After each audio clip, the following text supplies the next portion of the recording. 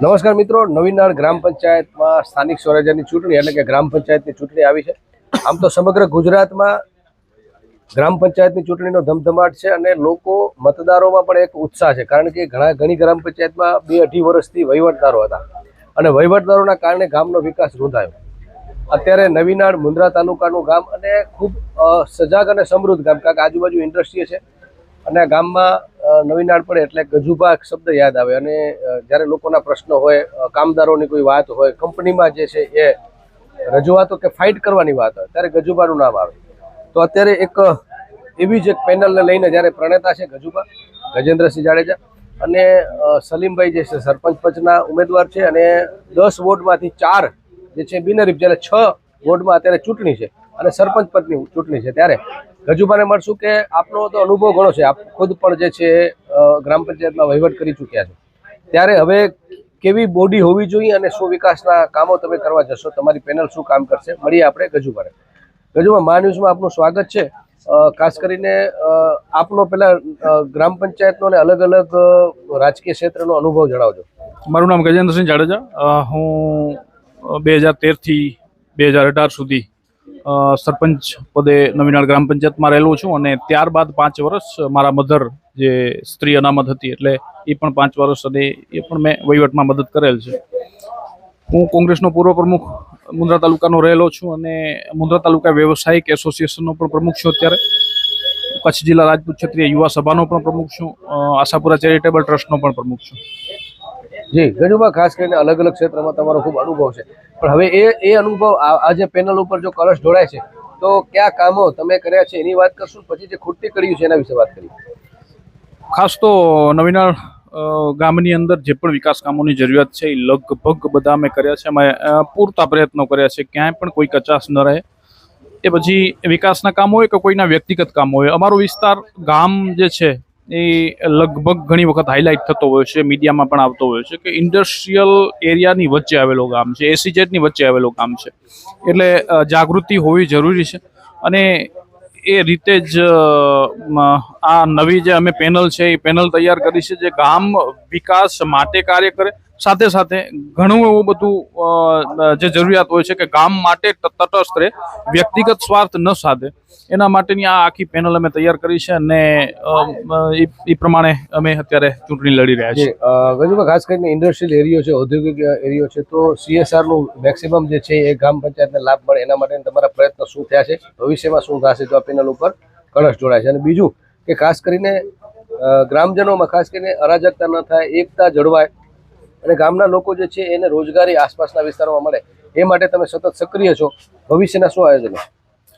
ખાસ કરીને છેલ્લા 10 વર્ષથી ગ્રામ પંચાયતમાં વહીવટ અમે કરીએ છીએ અને અમારા ગામની અંદર ક્યાંય જાત પાત યા ધર્મવાદ આપ ક્યાંય પણ કોઈને પણ પૂછો છે જ નહીં, બધા સાથે મળી ભાઈઓની જેમ રહે છે। જી, મુખ્ય આ ચૂંટણીનો મુદ્દો પણ એ જ છે કે એકદમ શાંતિ જોઈએ ગામમાં, કારણ કે અને સાથે આપે પ્રશ્ન પૂછ્યો કે ઔદ્યોગિક એરિયા છે, આ ઔદ્યોગિક વિસ્તારની વચ્ચે આવેલો ગામ છે, CSR એક્ટિવિટી પણ અમે ઘણી બધી કંપનીઓ પાસેથી પ્રયત્નો કરતા હોઈએ છીએ કે જે એમની જવાબદારી છે એ જવાબદારી નિભાવે, ગામનો વિકાસ કરે અને ખાસ રોજગારીની વાત કરતા હોઈએ તો આજુબાજુ કંપનીઓમાં રોજગારી માટેનો એક મોટો ચેલેન્જ છે, કારણ કે આપને ખબર છે કે રોજગારી માટે લગભગ સ્થાનિક રોજગારી માટે હું ઘણી બધી લડત ચલાવતો હોઉં છું। એટલે સ્થાનિક રોજગારીનો મુન્દ્રા તાલુકાની અંદર મોટો પ્રશ્ન છે, કચ્છની અંદર મોટો પ્રશ્ન છે, તો એના માટે નવીનાળ ગામ તરફથી પણ અમે લડી રહ્યા છીએ, કારણ કે હવે નવી ઇન્ડસ્ટ્રીઝ હવે આવી છે અને એના માટે જરૂરી છે ભવિષ્યમાં નોકરીની સાથે સાથે નાના મોટા કોન્ટ્રાક્ટ પણ ગામજનોને મળે, એના પ્રયત્નો અમે કરશું। ગજુભા, ખાસ કરીને આમ તો બિન રાજકીય ચૂંટણીઓ છે ગ્રામ પંચાયતની, પણ ભલે ગમે એ પક્ષનું આજુબાજુનું જે વાતાવરણ, પણ ગ્રામ પંચાયતની વાત આવે ત્યારે લોકો ગજુભા ઉપર વિશ્વાસ મૂકે છે, તો એનું શું કારણ છે? ખાસ કરીને હું કોઈ પક્ષ સાથે અત્યારે જોડાયેલો નથી, ન બીજેપી ન કોંગ્રેસ સાથે, અને ગ્રામ પંચાયતોની ચૂંટણીમાં પણ કોઈ રાજકીય પાર્ટી દ્વારા મેન્ડેટ આપવામાં આવતો નથી, એ પોતાની રીતે સ્વતંત્ર રીતે લડતા હોય છે। ખાસ મુદ્દા તો એ છે કે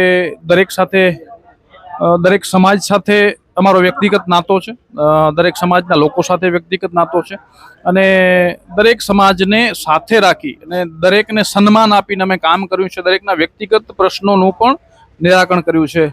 10 વર્ષ પછી પણ, 2.5 વર્ષથી ગ્રામ પંચાયતની અંદર કોઈ સરપંચ નથી, ત્યારે પણ અમે પ્રયત્નો કર્યો છે કે ગામ લોકોને કોઈ પણ પ્રશ્નો ઊભા ન થાય. અને અમારી ગ્રામ પંચાયતની અંદર કદાચ કોઈ નાનો છોકરો પણ આવ્યો હોય કામ માટે, યા XYZ કોઈ પણ જ્ઞાતિનો આવ્યો હોય, એને દૂતકારવામાં નથી આવ્યો. માન સન્માન ભેર એનું કામ થાય એવા અમે પ્રયત્નો કર્યા છે. જી, વિરામ તરફ હું જઈશ. ખાસ કરીને અલગ અલગ, જેમ કીધું કે એકતા સાથેની ચૂંટણી છે, સલીમભાઈ જે છે, પણ આ વખતે તમારા જે સભ્યો છે તમારી પેનલના, એને કઈ રીતે ચોઈસ કર્યા છે અને કઈ રીતે, કારણ કે સભ્ય જે છે એ મહત્વની જવાબદારી છે વોર્ડ વાઇઝ, કઈ રીતે ટીમ બનાવી? અમે ખાસ કરીને દર ચૂંટણીની અંદર એવું નક્કી કરતા હોઈએ છીએ કે ગામના દરેક સમાજ સાથે અમે 4-5 જણા મીટિંગ કરતા હોઈએ છીએ કે ભાઈ ગામની અંદર અત્યારે OBC સીટ છે, અનામત, એટલે દરેક ગામના દરેક સમાજ સાથે ડિસ્કસ કરતા હોઈએ છીએ કે ગામને જે પ્રિય હોય અને ગામ જેને પ્રિય હોય એવો વ્યક્તિની આપણે પસંદગી કરીએ. દરેક સમાજ સાથે મિટિંગો કરી તારણ કાઢી અને એ બાદ સરપંચ પદના ઉમેદવારને ડિક્લેર કરતા હોઈએ છીએ. સાથે સાથે સભ્યોની પણ પસંદગી અમે એવી રીતના કરતા હોઈએ છીએ. મેં આપને કીધું કે 2 સભ્યો ખાસ મહેસૂરી સમાજના બિનહરીફ ચૂંટાયા છે, તો સમાજ એક નક્કી કરી લે કે ભાઈ એ સમાજને જ કહી દઈએ કે ભાઈ તમારા સમાજની અંદર જે વ્યક્તિ સર્વમાન્ય હોય એ વ્યક્તિને ગ્રામ પંચાયતના સદસ્ય તરીકે તમે આપી દો. એટલે એ રીતે સભ્યોની પણ એ રીતે પસંદગી કરતા હોઈએ છીએ કે ભાઈ મારો નજીકનો છે એવા કોઈ વ્યક્તિને, યા અમારા ઉમેદવાર સલીમભાઈની નજીકનો છે એવા કોઈ ઉમેદવારની અમે પસંદગી નથી કરતા. ગામને જે પ્રિય હોય, સમાજને જે પ્રિય હોય ને, દરેક સમાજમાંથી એક અમે લઈ લેતા હોય છે, એવી રીતના પસંદગી કરેલ છે. સરપંચ પદના ઉમેદવાર સલીમભાઈ ઉમરભાઈ વાઘેર ખાસ કરીને બોલે ઓછું છે પણ કામ વધારે કરે છે, તો એમનું વ્યક્તિત્વ, એના વ્યક્તિત્વ વિશે મને વાત જણાવો. ખાસ કરીને એમનું વ્યક્તિત્વ એવું છે કે 2013 થી 2018ની ટર્મમાં હું જ્યારે સરપંચ હતો ત્યારે ઉપસરપંચ તરીકે રહેલા છે અને 6 મહિના સરપંચના ચાર્જ તરીકે પણ રહેલા છે. ખાસ એમનું નેચર એવું છે કે બધાને સન્માન આપે છે અને એકદમ શાંત સ્વભાવના છે. અમારો ખાસ જે નવીનાળ ગ્રામ પંચાયતની ચૂંટણીનો મુખ્ય જે મુદ્દો હોય, જે શાંતિ વર્ષોથી ચાલી આવે છે, એ શાંતિ જળવાઈ રહે અને એના માટે સૌથી વધારે સારી પસંદગી હોય તો સલીમભાઈ છે.